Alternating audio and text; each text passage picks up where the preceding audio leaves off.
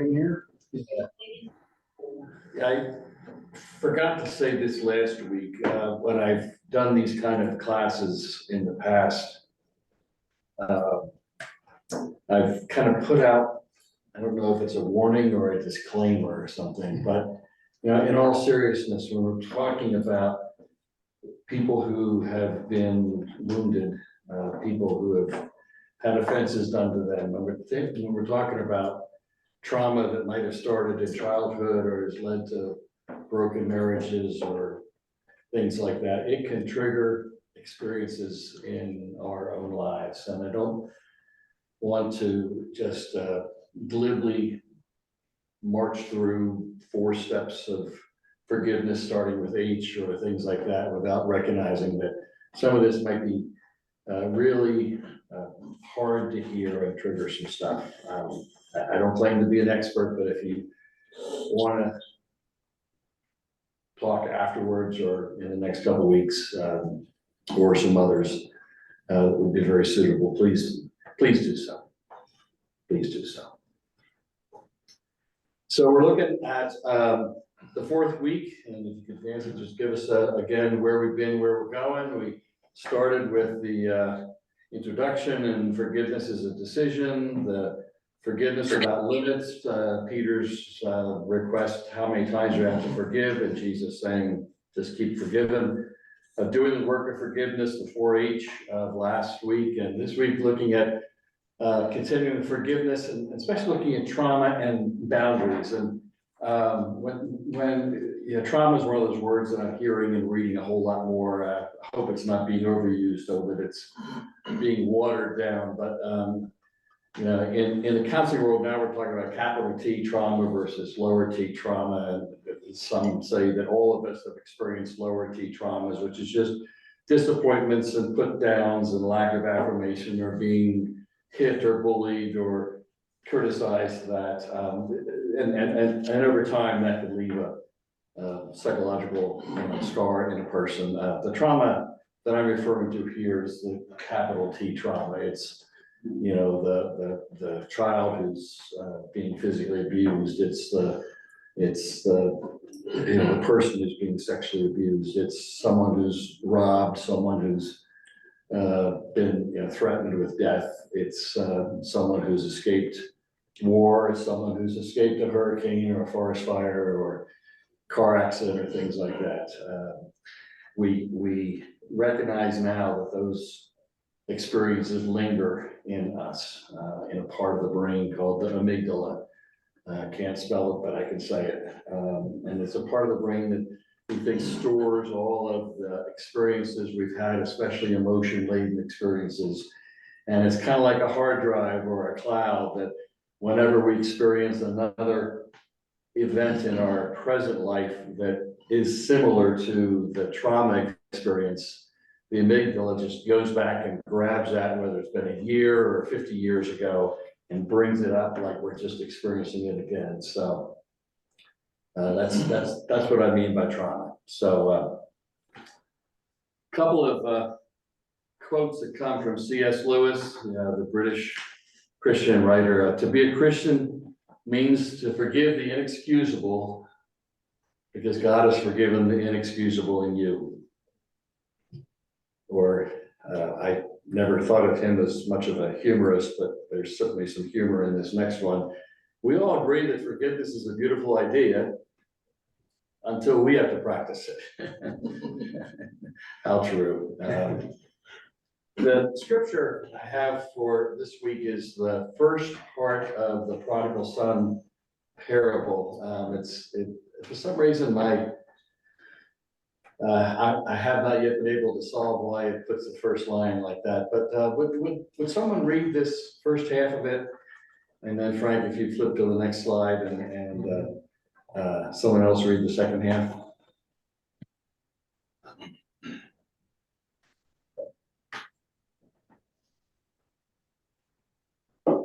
And the younger of them said to his father, "Father, give me the share of property that is coming to me." And he divided his property between them.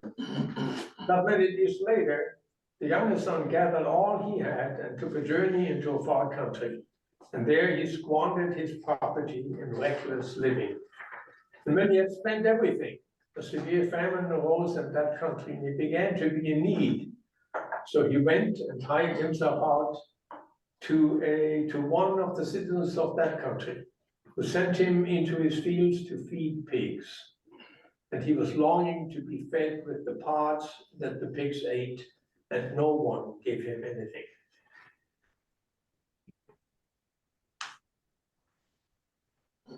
But when he came to himself, he said, "How many of my father's hired servants have more than enough bread, but I perish here with hunger? I will arise and go to my father, and I will say to him, Father, I have sinned against heaven and before you. I am no longer worthy to be called your son. Treat me as one of your hired servants." And he arose and came to his father. But while he was still a long way off, his father saw him and felt compassion, and ran and embraced him and kissed him. And the son said to him, "Father, I have sinned against heaven and before you. I am no longer worthy to be called your son." But the father said to his servants, "Bring quickly the best robe and put it on him, and put a ring on his hand and shoes on his feet, and bring the fatted calf and kill it, and let us eat and celebrate. For this my son was dead and is alive again. He was lost and is found." And they began to celebrate. So familiar story, you've heard it a number of times, I've preached it a number of times, you'll hear it again the end of next month in another sermon, but in a different way of what you'll be, or a different aspect of what you'll be hearing this morning. But this is one of those biblical examples, and again, it's a parable, it's a story, but it certainly reads like, feels like it could have been based in truth, in reality, whether it was or not. The Father grants unlimited forgiveness to the Son. Who confesses. Yeah, well, it's interesting, the Son starts his confession, and then the Father interrupts. So I don't know if the Father wanted to hear at least some contrition or whatever. But, you know, I've played with this passage a few times thinking I wish Jesus had spoken a little bit longer and we knew what kind of, how this played out over the next week, over the next year. And I thought, you know, there's no sense that the Father said, "You're welcome home," but then kind of whispered off to the side, "But keep away from the cash register." Or there's no sense that the Father welcomed him in, but then had somebody keep an eye on him when they went into town the next Friday night, so he didn't get drunk and start visiting brothels or something like that. The Father just gives, you know, unlimited, unrestricted, non-conditional forgiveness. And so one of the questions raised is, is that what we're called to do? Is the model of forgiveness we're called to follow, that we're called to follow, also one without conditions or with no limitations? And if we do offer forgiveness, but put some limits or boundaries on them, does that mean that it's detracting from the forgiveness? And again, you know, my working world is working with couples and families that have been just torn apart by family dysfunction and by, you know, like I said, abuse and things like that. And so, you know, does the child have to accept, you know, the parent who abused them? Does the wife have to accept the, you know, the man, you know, who raped her, and you know, or can there be some conditions on it? So it's kind of my setup, and we looked at that a little bit last week too. So It seems to me, Tim, that the Father did not need the confession of his Son. He's the Father. It's Father and Son, it's a different story than you or I and some person who has wronged us in some way. Father and son relationship starts at the birth of the son. He knows his son. And just seeing that the son comes back is an admission of sin on part of the son. He does not need to have that confession. And that's why he interrupts. That's one way to look at it. And if we, I have done for a long time, as far as this scripture verse is concerned, this parable, that the Father is the image of, or takes the place of God, who forgives us. Does God really need the words of confession? He knows what's in our heart.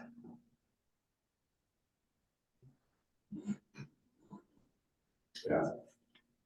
I know. Henry Nouwen wrote a book called The Return of the Prodigal Son, which was inspired by Rembrandt's painting of that moment when the father accepts the son. And Nouwen was so struck by that painting that he had to go see it in Moscow himself.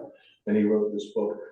It's a great treatment of analysis of the painting in the light of the parable. I recommend it. It's a short book, but it's really, really inspiring. Well, I'm going to make a case that forgiveness can still contain boundaries. And one of the ways that I want to offer that is there's a woman, Janice Spring, who's written a book, How Can I Forgive You?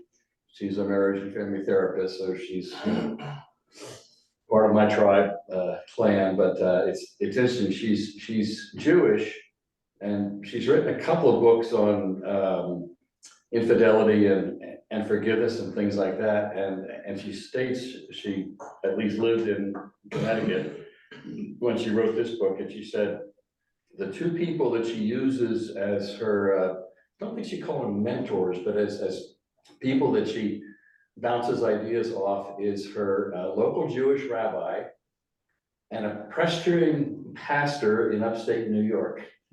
So I just always like that idea that someone is looking outside their particular faith to try to draw in what kind of knowledge there is. So there's a chart she made, and I'm hoping this will come out well on the PowerPoint. Frank, I don't know if you'll have to shrink down the people or not, but if you go to the next one. Okay, yes. So it's this forgiveness chart, and down the left-hand side, you can see there's four different choices. Again, remember from early on, I've said forgiveness is a choice, and then it prompts the feelings of compassion. So cheap forgiveness, refusal to forgive, acceptance is her word. I add on it to it one-way forgiveness, and then transactional forgiveness, and I further describe that as two-way forgiveness. Across the top, and I can't figure out how to get that line out of there, so I have to live with my limitations. But it says there's three different things that have to happen. The first is the hurt party, the person who's been hurt, that they come to terms with the injury. And that's kind of that 4-H process that I walked us through last week. The second column there is that the offender participates in the healing process. And then the third, the right-hand column, is does the process lead to reconciliation? So let me walk us through this and explain some more. So first option, and then Frank, if you'd advance there, the cheap forgiveness. That's where the person who's been hurt, for whatever reason, very quickly, very much kind of on the surface, almost maybe a reaction, just says, oh, I forgive you. And some of the situations, Springs says, is this could be someone who's extremely conflict avoidant. I just can't stand to have tension in my life and any relationship. So if someone has hurt me, you know, that just is so hard for me to live with, that I just have to quickly forgive them so that things are, at least on the surface, look like there's some healing there. But it's not really in depth, like I said last week, you know, recognizing the hurt, hating, you know, that something wrong happened, humanizing. It's not doing that work, it's very quick. She said the other category she sees that people practice, what she labels cheap forgiveness, is when you don't feel like you have other options. You know, a wife with children who's being, you know, she's being beaten by her husband, but she has nowhere else to live, and she has no job, and the husband threatens the children if she leaves. You know, she might not really feel she has any other option but to forgive as a way of surviving. But using the chart here, the cheap forgiveness means that the person who's been hurt doesn't really process or come to grips with what's happened to them. The offender is let off easy, so they don't have to do any of the work of repentance and restoration, of apology. And then on the last column there, does it lead to reconciliation? And I don't remember if this is her word or my word, but sometimes, but I would say somewhat. You know, in the situation I described there, a woman who's decided to forgive her husband to stay with him because she has nowhere else to go and doesn't want him to take it out on the children.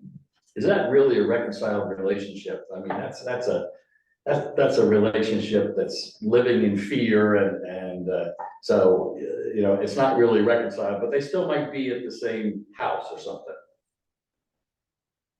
Tim, could you read the first column at the top and the second column for the headings? I can't see that on my screen. Okay, the first left-hand column is the 4 decisions. Cheap forgiveness, which I just outlined. Refusal to forgive is the second. Acceptance, which is Janice Spring's word, I add to it one-way forgiveness. And then the fourth one is transactional forgiveness. Again, that I add the descriptive two-way forgiveness. Okay, is that the column you're referring to, Steve? Yeah, and then also going horizontally across. Okay, well, the first column that has words in the top box is the hurt party comes to terms with the injury. The person who's been wounded does their work of recognizing that they've been hurt, calling what happened to them wrong, sin, humanizing the person who offended them and making the decision to forgive. That was last week, but that's what hurt party comes to terms with the injury. The second one over is the offender participates in the healing process. They're called to account. They show remorse, repentance, restitution, if possible. And then the right-hand column, that top heading, is the process leads to reconciliation. You know, does the hurt person and the offender, are they able to come back into a relationship? You know, Matthew 18 says, if someone's offended you, go and speak to them and see if you can restore the relationship. If forgiveness happens, and you gain brother or sister back again. So, thanks. Yep. So, Frank, if you move to the next one. Thanks. So the next one, refusal to forgive, as it sounds here, is where someone says, no, I will not forgive you. It might be a conditional no, you know, I will not forgive you until you do this, this, this, and this. And some of it we might agree with. You know, if you've stolen money from me, I might say, you need to return the money, or whatever. But the refusal to forgive is someone who, as Spring says, it could be a very judgmental living in a black-white world, everything's either right or wrong, and, you know, I'm right and you're wrong, so I'm not gonna forgive you. But she also says, the person who chooses not to forgive, it might be because in their mind, if I forgive the person, then does that mean it was okay? You know, does that nullify the offense? And no, you know, they did something wrong, and I'm not gonna just let them get off easy. She says a third category of people that have a real difficult time forgiving offenses against them is if they have been wounded by that person or in a similar way by someone else in the past. So this is where the trauma comes in. You know, if the present hurt triggers past hurts, they might not be able to forgive what's happened here because they still haven't worked through the trauma of what's happened in their earlier lives. So they're kind of trapped in this, you know, every new trauma just pulls me back into all of my traumas. And so they're just, like I said, trapped. But it means the hurt party doesn't really get free, doesn't do the work that frees them of that. Because they're not forgiving the offender is also trapped in their offense, in their sin. And it usually does not lead to any kind of reconciliation. You know, there's definitely a kind of a moral, you know, I'm up here and you're down here. There's not much sense of coming together. Christians can very easily be sucked into that refusal to forgive. We take on the position of God. We think we're the judge, and again, you know, Paul says, vengeance is mine, says the Lord, it's not yours. Those first two choices, cheap forgiveness and refusal to forgive, generally are not healthy for anybody. The person who's been hurt doesn't work through their offense at any kind of level. The offender either is excused or is trapped in trying to do their part of healing in the, you know, the process. So they're really non-productive. Let's move to the third one there, this acceptance or one-way forgiveness. Now, again, this is where somebody, for instance, the child who's been abused as a child and goes to the parents and says, you know, why did you physically abuse me? And the parent says, oh, we never did that. Or, oh, that was for your own good. You know, where the parent refuses to acknowledge that they had done something. Or even more so, again, situations that come up in my counseling world. What do you do when the parent has abused a child and the parent's now dead? Child can't, you know, the adult child now has no one to go talk to try to work out that forgiveness. Now, does that mean the hurt person is trapped in their, you know, I'm always the victim, I'm always, you know, I just have to carry this trauma? And this one-way forgiveness is working with the person, maybe listening to them just tell what it was like. Some of the techniques we use is having them write a letter to the parent or whoever it was that offended them, and either read it at the graveside or I've had people read it in my office. Interesting thing, and I don't remember where I learned this from, but when I've asked people to write a letter to the person that wounded them, what they want to do is come into my office and give to me and say, here's my letter, and you can read it. And I hand it back to them and say, no, you need to hear this read in your own words. You need to hear your voice that's relating what's happened to you. And some of the work that you know, psychology and counseling has learned about trauma is the more times you have an opportunity to talk about what happened to you, over time lessens the power of the trauma.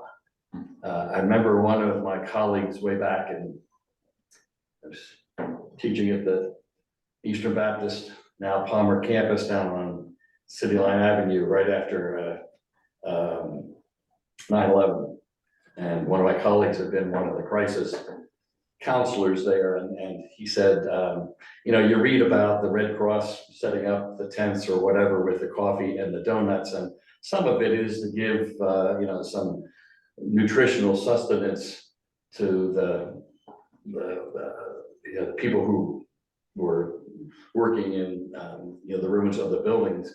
But he said, it's as much or more an opportunity for someone to get a cup of coffee and sit down and have someone come and sit and say, hey, what's your day been like, or what were you just doing the last hour? And he said, I would see people that I had sat with and they had told me their story. And then, a couple hours later, they'd come in and get another cup of coffee and a donut and sit down, and another counselor would come over and they'd say the same thing over again. And he said he would see the same first responder just repeating their story over and over again. And that's because when we've been traumatized, we need to be able to talk it out. So anyway, coming back to this. So one-way forgiveness is where the person can do the work of recognizing I've been hurt, that was wrong, trying to humanize and making the decision to let go, to let go of the But Tim, does the one-way forgiveness go both ways? Does the offender admit the offense, but? No. So that's not part of the one way. no. So it's, okay. I'm reading Desmond Tutu's book on forgiveness. You'll hear about that next week, but he has another example, kind of like my carrying around a backpack. He has people who want to work on forgiveness choose a stone that you can carry in one hand, but is at least the size of your palm. And his exercise is to have them carried around, I think he said, for 5 hours. And then describe what that's been like carrying that around. And how tired your hand is and how cramped your fingers are. And the muscles all the way up here are strained that in the first 20 minutes weren't, but 5 hours later, and how good it felt to put it down. Again, that's another good illustration of what it means to do this. But so with this acceptance, one-way forgiveness, no, the offender either because they're in denial, I wasn't being physically abusive, I was spanking you for building character, or the person who's died or something, or can no longer be touched. So the offender does not do the work, but the person who's hurt does, and sometimes that can lead to reconciliation. Again, in my family and counseling, there have been some adult children who have said, my parents will never admit what they did, but I choose to still have some interaction with them. They're still my parents. Now, where the boundaries come in is they might say, but the first time you raise your voice, or the first time I feel like you're unfairly judging me, I'm out the door. That visit's over. Maybe we'll try again in a month or 6 months or something, but I will not let you continue to abuse me under whatever kind of guise it is. I'm impressed with people who can do that. So the last of this is what we normally think of is forgiveness, is transactional two-way forgiveness, where someone says, you have wronged me, and the person who was wrong them said, you are right. What I did was wrong. You did not deserve that. Please forgive me. And there's some kind of reconciliation. This, is kind of what we hope for. I used to say the ideal, but I don't want that to sound like it's unattainable. But that's the goal to work towards. And if that doesn't work, then the one-way forgiveness is the next option. But it's where the hurt person does work through their injury. The offender acknowledges, repents, makes changes, and where the relationship is restored. So, though this third and fourth options are very healthy for the person who's been hurt, and can be healthy, especially if it's the transactional two-way forgiveness for the person who was healed. Got a hand raised. Gideon's got his hand up. Go ahead. Gideon? Yes, thank you so much, Pastor Tim, for this session. Because you explained about also about letter capital T and lower T on trauma, and actually I have several capital T's. One of the example that I experienced is because in 1999 to 2000, my family and I experienced religious violence back in Indonesia for 2 years. Our house was being burned down completely flat, and my father even threatened to be killed. And I still remember vividly. Yeah, you're right. It's really hard. I mean, like even just to meet with, not with the offenders, even like with fellow Muslims, right? Because I think the problem with trauma is not just you hated the offenders, but you hated everything connected with the offenders, right? Their families, their fellow religious adherents, and everything connected with them. You just make I can say like over generalizations, right? I mean, all of a sudden, all the Muslims are just bad. I don't know if that makes sense, right? But I think when looking back to my experience, I think, friends, I have three things that I have in my mind. The first thing is that I think Jesus is right. I mean, and Pastor Tim is right. It's hard to forgive because forgiveness is the character of God, right? And if we remember that we are part of animality, our nature, just like other reptile, is to retaliate, right? Forgiveness is not part of our natural being. It's from another dimension, I think, and that's why I think this is really important, because if I remember my experience, you ask me what is my first reaction after I experienced that, of course, retaliation. Oh yeah, I wanted to kill every Muslims for sure. Yeah, I mean, because we asked at that time what we did wrong to them, right?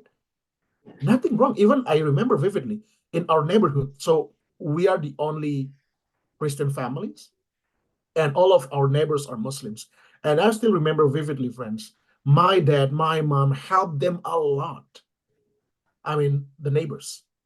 And then just suddenly, because of the religious issues, all of those neighbors, our neighbors, just hated us and even plan and plot to kill my dad. Oh my, I mean, just doesn't make any sense. So I think, um, you know, because we are part of animality, our reptile, nature, we have this self-mechanism thing, right? So that's the nature. And I think Pastor Tim is right, and the Bible is right. It's just God who can forgive. But then, and it's spiritual character. But then I think the problem with this text is that because we cannot separate this particular text with the earlier verses, right?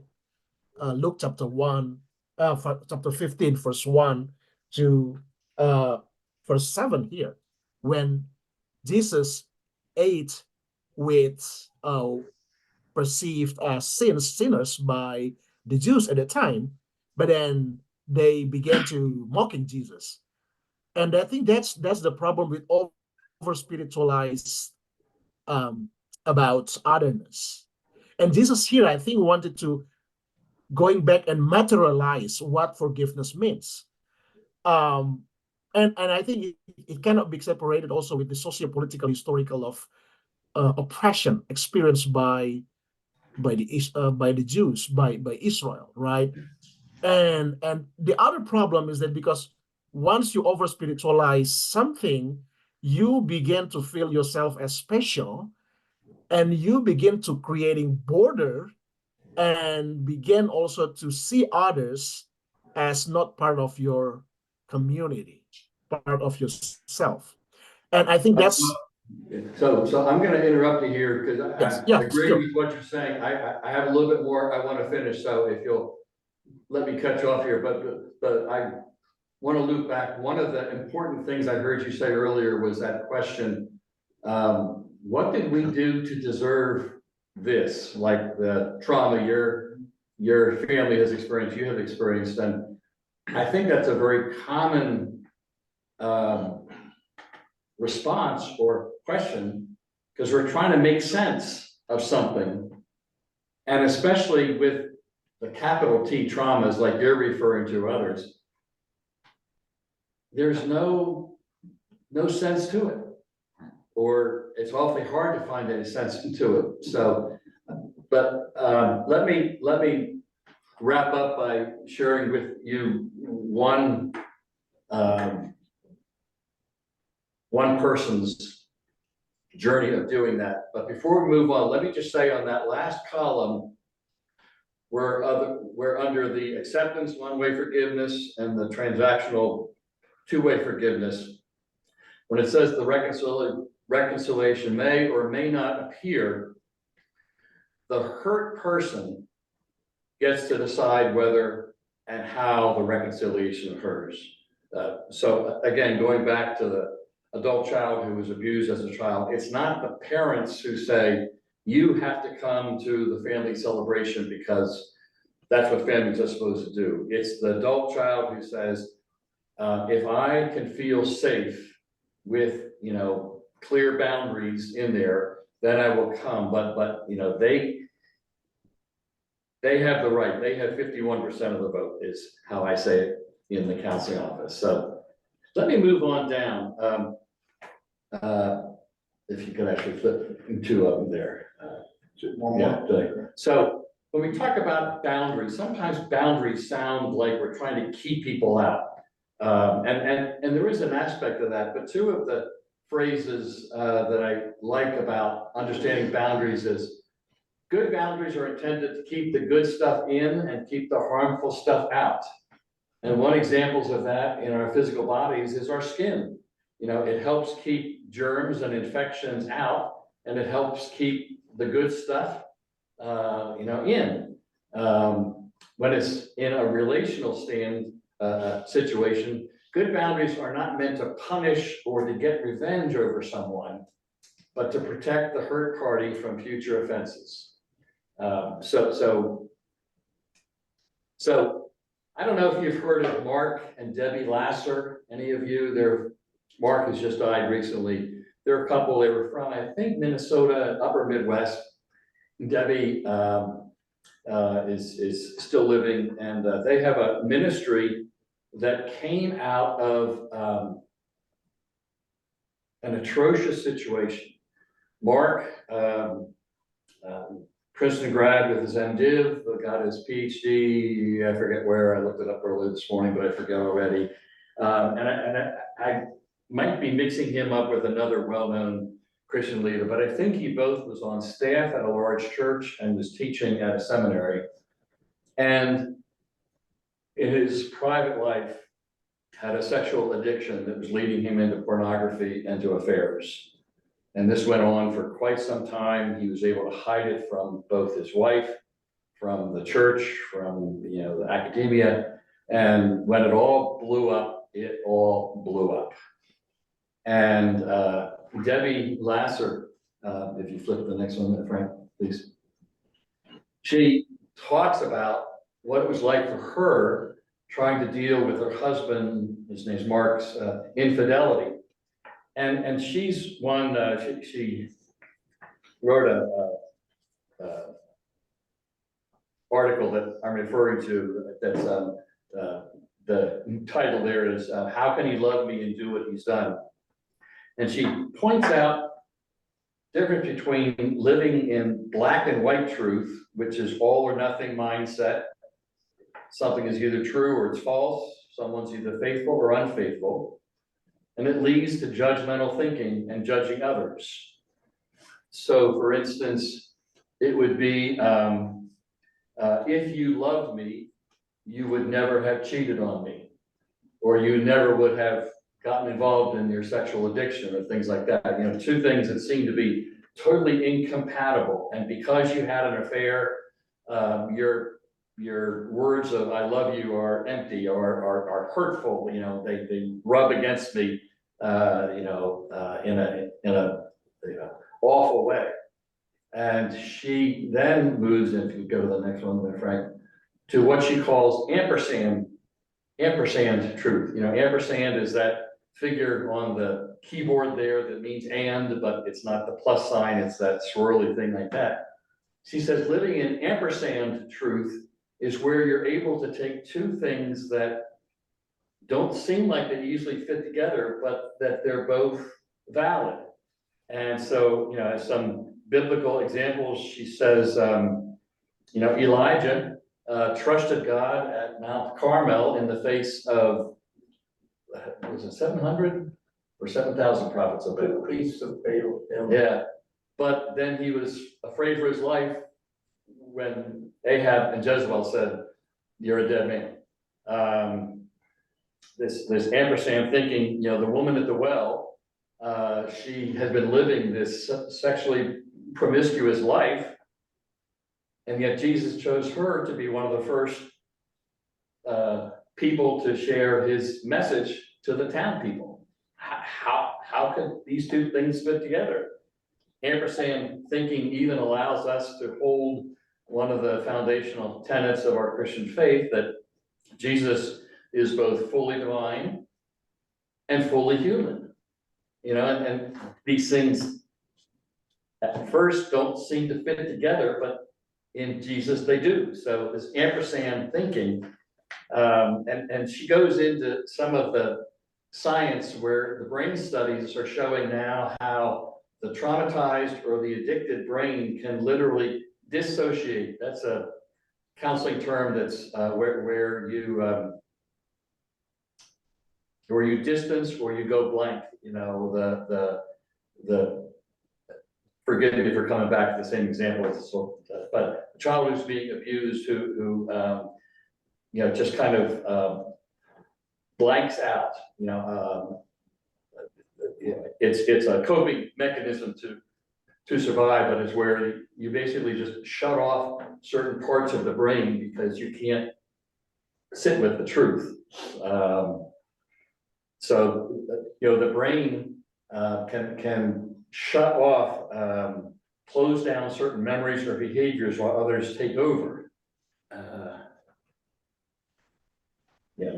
Say where we are here. So pain and fear and anger can distract one temporarily from healthy behaviors, and instead someone chooses other behaviors to comfort them and to feel like this is what I need to survive. So Debbie Lasser writes, when I could take in the both and truths of Mark's behavior, I could accept that he did in fact love me, but he was meditating some extraordinary pain with some very unhealthy and sinful behaviors. And so it allowed her to remain in the marriage, and what came out of it is that Mark and Debbie Lasser started a ministry to people, especially Christian leaders who are caught up in pornography and sexual addiction and infidelity. And they ministered, I don't know, maybe 20 years or so before Mark died, to countless church leaders and couples whose lives could have been just totally ruined, but help them to be able to not only restore their marriages, but to either regain their former ministries or gain new ministries. It's one of those examples where God picks up the pieces of broken lives and puts them together. Maybe not in the same way that they were, but in a way that still is redeeming.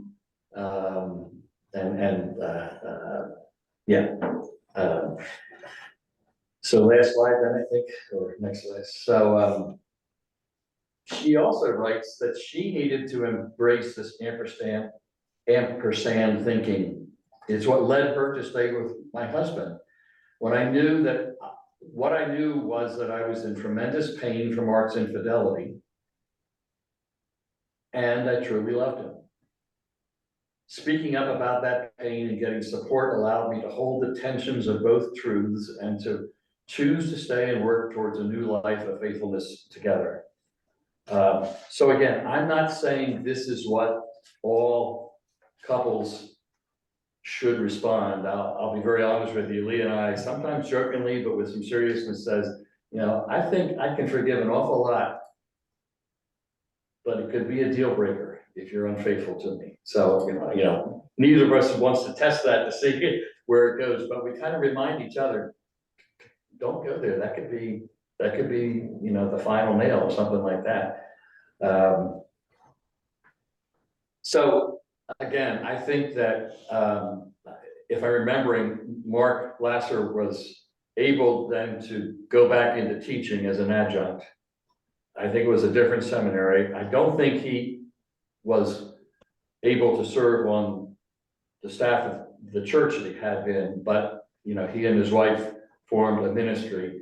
The examples I stated last week of, you know, the man, and this is a church on the main line here, who was convicted of abusing, sexually abusing children, and his church made the decision after a restoration process. So Frank, you had mentioned a week or two ago, what about consequences? But he was welcomed back into the fellowship of the church, but was not to have any unsupervised one-on-one contact with any youth or the treasurer of the church who embezzled money, and the church accepted that person back into the fellowship, the membership of the church, but said, but you cannot be involved in any of the stewards or the financial, you know, money counting and things like that. I think you can make a case for healthy boundaries can still mean that forgiveness has taken place. I know I have a lot, I know I have 20 some slides, so I was afraid we were going to be running pretty long there, but any closing questions or comments, or you want to save them till next week?